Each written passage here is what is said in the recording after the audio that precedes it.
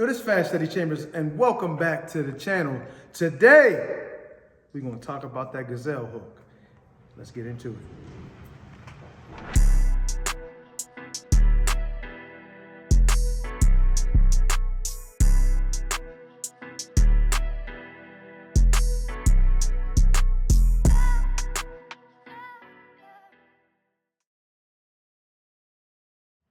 Okay, when talking about the Gazelle hook, like I always do, we gotta make sure, before we do anything else, we gotta make sure we got the toe heel alignment, elbows in, hands up, knees bent, everything that we're supposed to, a solid foundation, all right?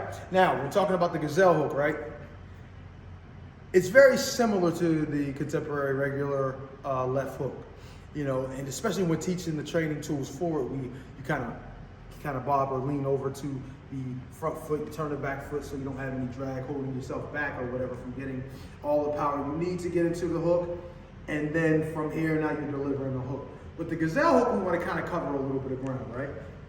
Guys like David Tua in the 90s, Mike Tyson, and those guys are from, you know, from my era, my young era from when I was young, watching fights come up. I would see guys do that, even Shane Mosley, you know, even Roy Jones was pretty good at tripling, doubling, tripling, and stuff like that. But this requires you to use your legs a bit more. I mean, obviously use your legs to throw the shot regardless, but your legs to kind of cover ground a little bit.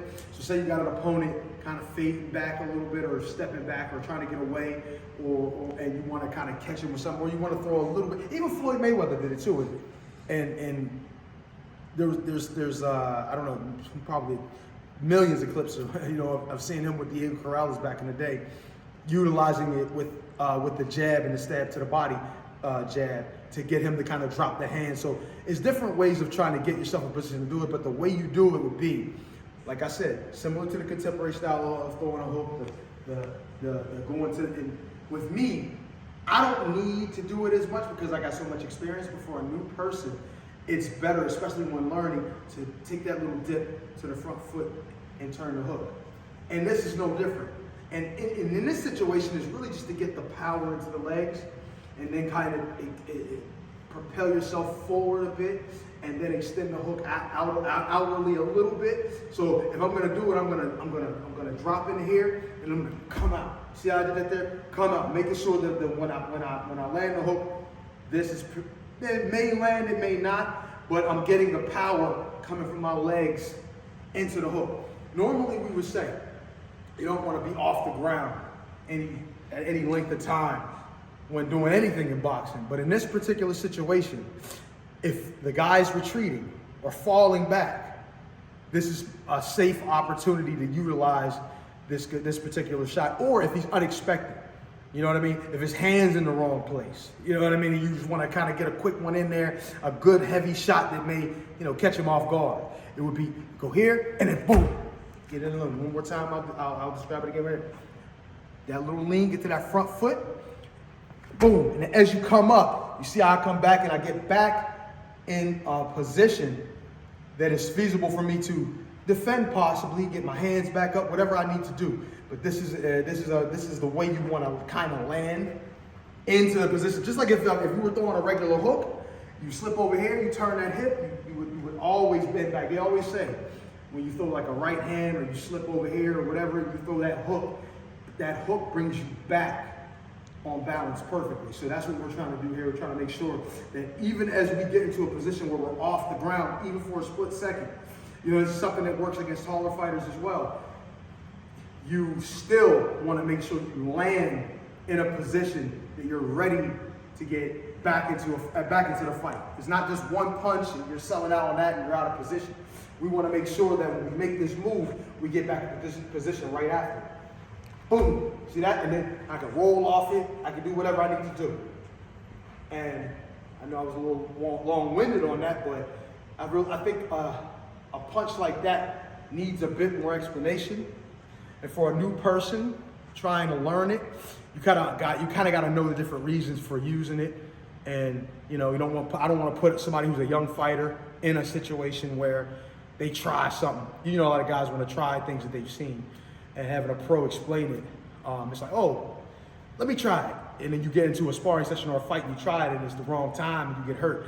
So I want to explain the principles based that are attached to it as well. So, that's, having the experience being in there, throwing these types of punches, you want to make sure that your viewers or, whoever you're dealing with or whoever your trainees, for lack of a better term, understand the necessary things to go along with these things, okay? So I hope that clears everything up, and I hope it was a good enough explanation, but that is a Gazelle hook.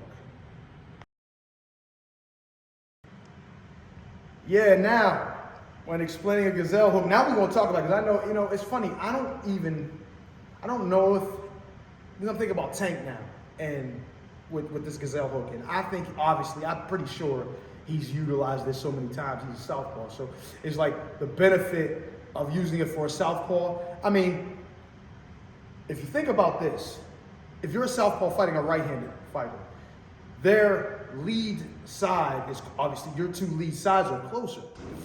So you throw in a hook in general, possibly has a better, you would think would have a better chance of landing. Plus, guys aren't used to defending, Orthodox guys, because they don't fight Southpaws every day, are used to defending the lead, the hook from the other side. So if I'm a right-handed guy, the hook normally comes on the right side. But if you got a Southpaw guy who's throwing the hook at you now, me as an Orthodox guy, the hook's coming from this side. So now I got to figure out how to defend that lead hook from here. And then it's a little bit more, it's even more, in my opinion, of a blind shot coming from this side.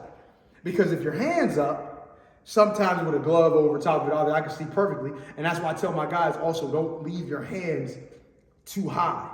Unless you fight somebody who's 6'8", like I used to do, then you kind of have them up because they're not going to throw to the body as much because it's really dangerous. But regardless, I digress. To have your hands in this position so that you can see better for offense, defense, for everything, right? But even with that, still, that lead hook from a Southpaw is going to be sometimes very difficult to catch on to, especially if you would come forward, Orthodox guy, and you want to kind of get in the mix. You understand what I'm saying? So as a Southpaw, that Gazelle hook could be I don't want to say a sleeper. I'm pretty sure they use it just as much as the right-handed guys, but I think that could be a beneficial weapon to use. So, like we always do, I don't want to forget this.